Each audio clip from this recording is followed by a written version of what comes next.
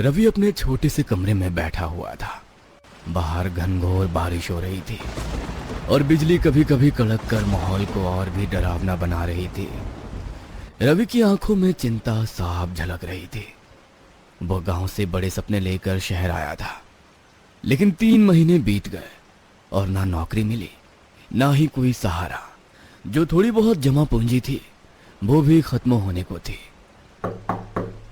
उसकी सोच में खलल तब पड़ा जब दरवाजे पर अचानक दस्तक हुई।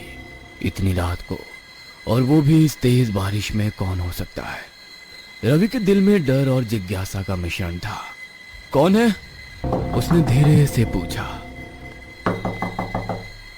और धीरे से दरवाजा खोला। एक 26-27 साल की लड़की बारिश में भीगे हुए दरवाजे पर खड़ी थी। उसका बदन ठंड से कांप रहा था। उसके भीगे हुए बालों से बारिश की बूंदें टपक रही थी। उसके पास एक बैग था जिसे उसने अपने बाहों में ऐसे पकड़ा हुआ था जैसे वो बैग उसके लिए बहुत कीमती हो।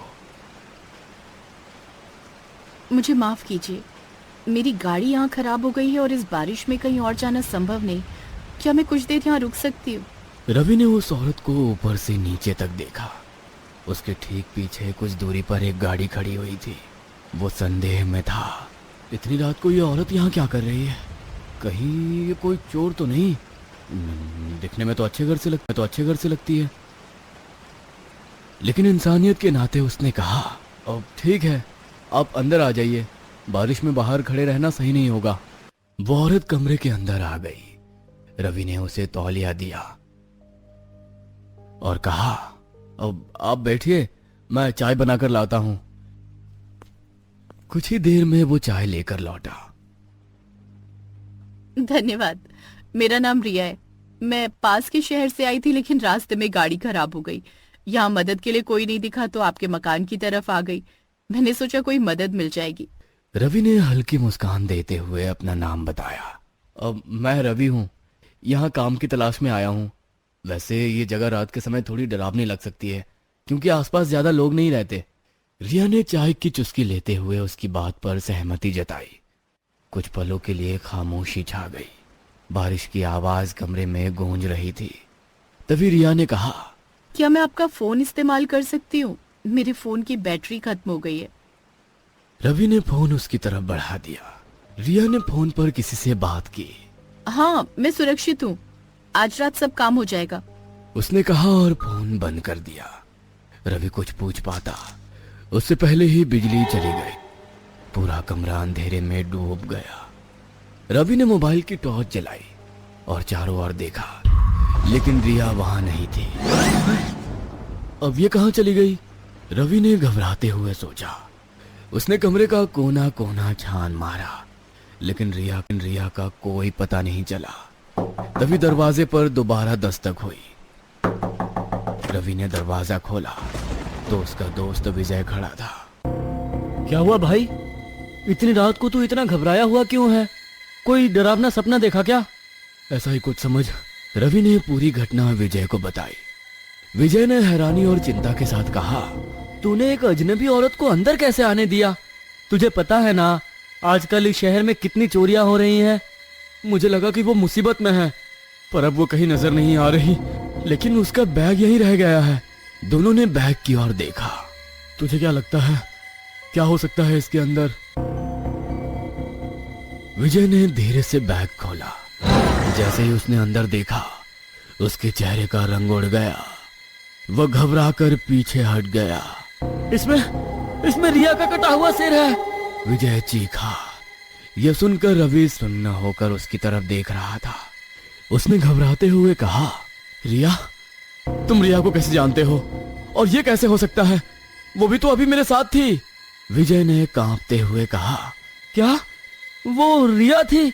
लेकिन ये कैसे हो सकता है? मैंने तो उसे। रवि ने जल्दी से बैग में झांक कर देखा, पर उसमें सिर के बजाय केवल एक नोट था। उस पर लिखा था, आज रात तुम्हारा काम खत्म। रवि ने विजय की ओर देखा और कड़े स्वर में पूछा, क्या तुम रिया को जानते हो? विजय का चेहरा भय से सफेद पड़ गया। कांपते हुए उसने धीरे धीरे कहा, हाँ, मैं रिया को जानता हूँ, वो मेरी मंगेतर थी। तो ये सब क्या है विजय? रवि ने कड़े स्वर में पूछा। विजय ने कांपते हुए अपनी गलती कबूल की। मैंने रिया को मारा था। ये मेरी जिंदगी की सबसे बड़ी गलती थी। नौकरी की तलाश में भटकते हुए मैं एक तांत्रिक के पास गया। उसने कहा कि अगर मैं रिया की बलि दूं तो मेरी किस्मत बदल जाएगी। मैंने लालच में आकर उसे मार दिया। विजय की बात सुनकर रवि के पैरों तले जमीन खिसक गई। उसने कांपती हुई आवाज में कहा, और अब उसकी आत्मा वापस आ गई है? विजय ने सिर झुकाकर धीरे से कहा, हाँ रवि, उसने कहा है कि मुझे अपने गुनाह कबूल करने होंगे। आत्मा? मतलब मैं कुछ देर पहले एक भूत के साथ बात कर रहा था। हे भगवान! तभी कमरे में बिजली वापस आ गई। रोशनी फैलते ही दोनों ने देखा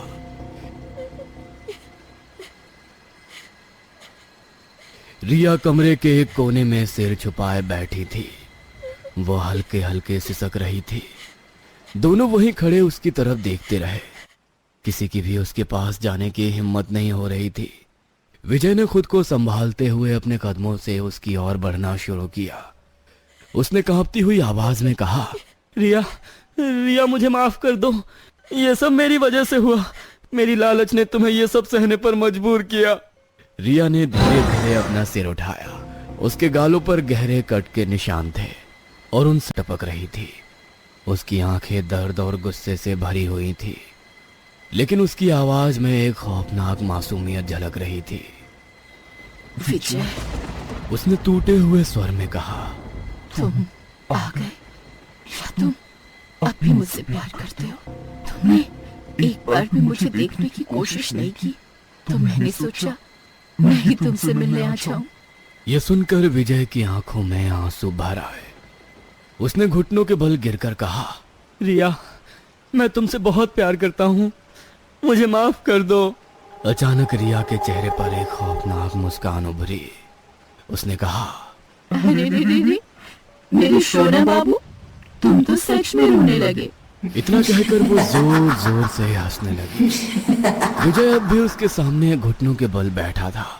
वो कांपते हुए कुछ कहने की कोशिश कर रहा था, लेकिन इससे पहले कि वो कुछ कह पाता, रिया ने एक झटके में अपनी तेज खून से सने नाखूनों वाली उंगलियां उसकी गर्दन में कर दी।